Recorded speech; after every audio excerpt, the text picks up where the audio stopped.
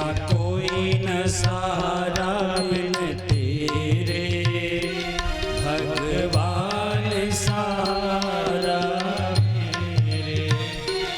मेरा कोई न सहारा बिन तेरे, भगवान सहारा मेरे। भगवान सहारा मेरे, भगवान सहारा मेरे। मेरा कोई न सहारा बिन तेरे, भगवान सहारा मेरे। मेरा कोई न सहारा बिन तेरे, भगवान सहारा मेरे।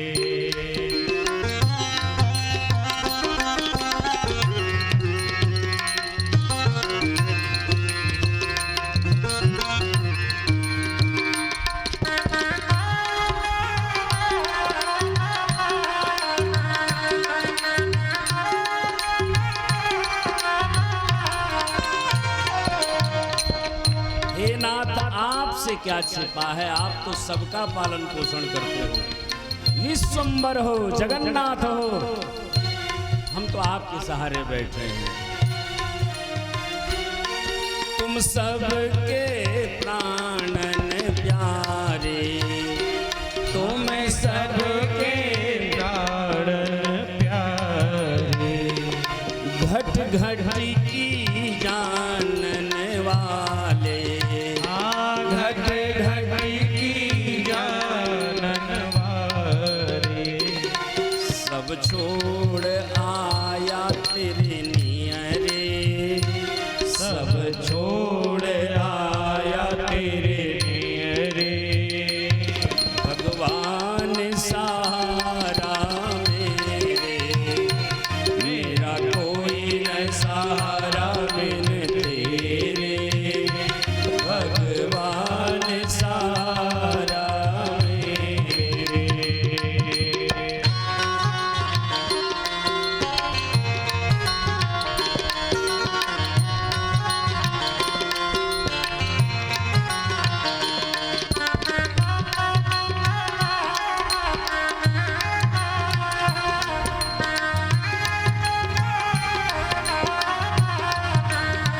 हे नाथ, जब मैं पैदा हुआ था मेरे मुख में दांत नहीं था, मैं रोटी नहीं खा सकता था, न था दांतवा को दिया दूध माँ को। जब दांत न थे तो आपने माँ को दूध दिया कि उसको मैं पी करके जी सकूंगा। तो जैसे आज तक आपने पाला पोसा है, तो हमें तो आज भी आपका ही सहारा है, आपका ही भरोसा है। मेरी भंवर में डोले नैया, मेरी भंवर में डोले नैया। प्रभु तुम ही बनो खेवैया, प्रभु तुम ही बनो खेवैया।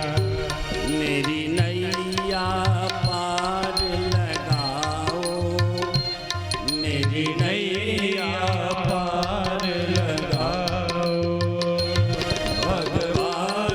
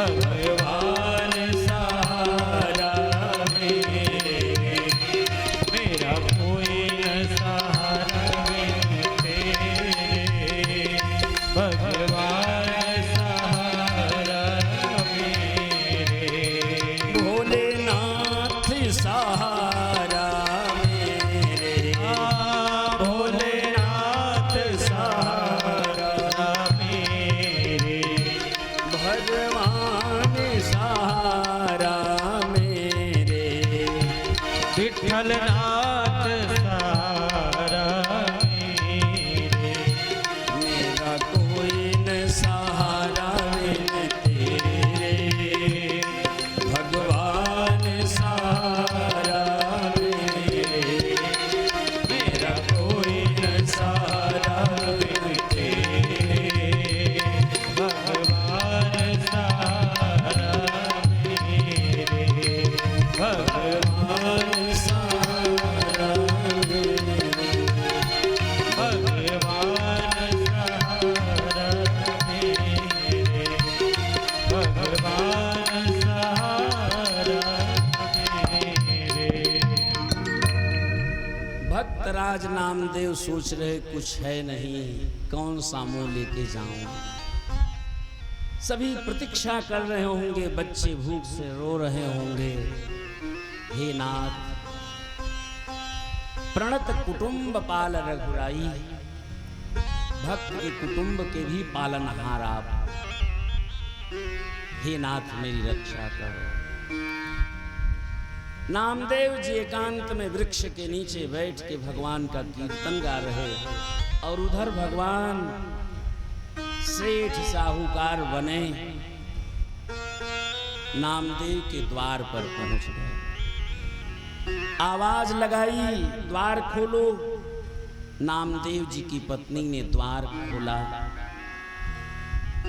हाथ जोड़ करके उस देवी ने प्रणाम किया।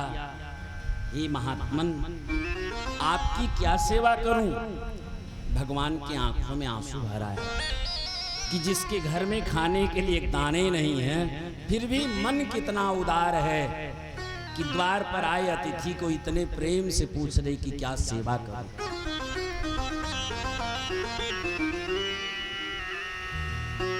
भगवान ने कहा, देवी, हमें कुछ चाहिए नहीं, हम तो केवल ये जानना चाहते हैं कि क्या यह महात्मा नामदेव का घर है?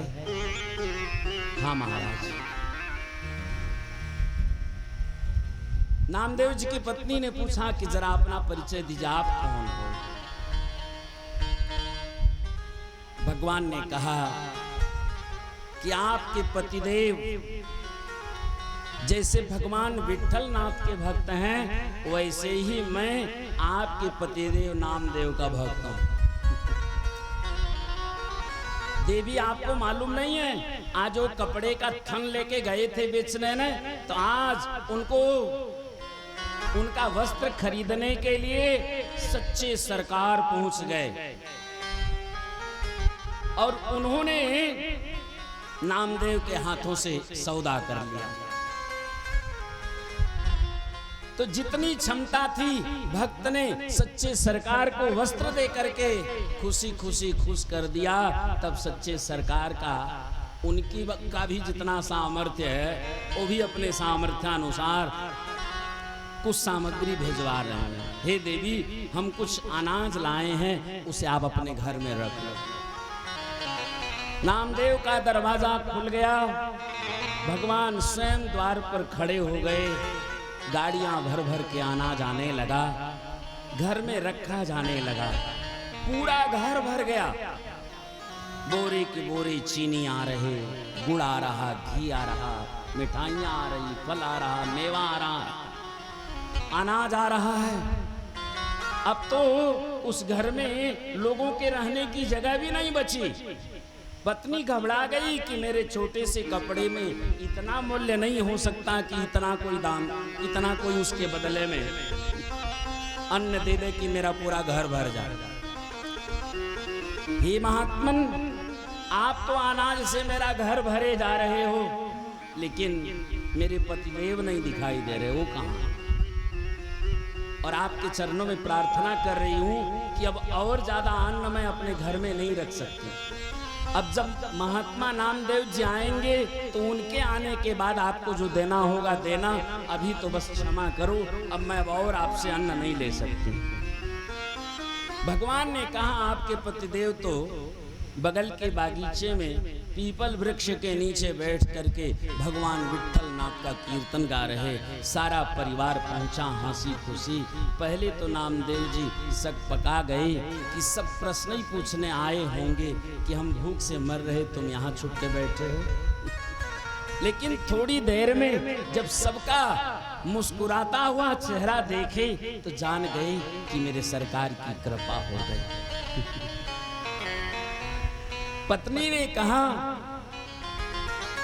कि द्वार पर सच्चे सरकार के सेवक आए थे और कह गए, उन्होंने इतना अनाज भर दिया कि पूरा घर भर गया अन्न से, धन से।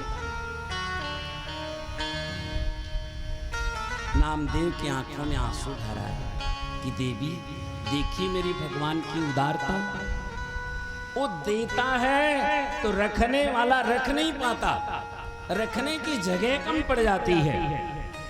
जही जांचत जांचकता जरि जाई सो जांचिए जानक जान ही रही, जिससे मांगने के बाद दोबारा कभी मांगने की जरूरत न पड़े, ऐसा दाता है भगवान महादेव। इन्हें औढ़र दानी कहा जाता है। औढ़र दानी का मतलब ये देने लगते हैं ना कि इनको ये भी ख्याल नहीं रहता कि अपने लिए कुछ बचा के नहीं। सोने की लंका बनाई, रावण जैसे विद्वान को बुलाया गृह प्रवेश के लिए। जब गृह प्रवेश हो गया, देवी देवताओं का वास हो गया, पूजन हो गया, तो रावण से भगवान महादेव ने पूछा, विप्र देवता आपने बड़े अच्छे से गृह प्रवेश का नियम पूर्ण करा दिया, अब हम आपको कुछ दान देना चाहते हैं, आप आज्ञा करिए। तो रावण ने कहा, मुझे आप ये लंका ही दे दो। भगवान महादेव खुशी खुशी लंका रावण को दे दिए।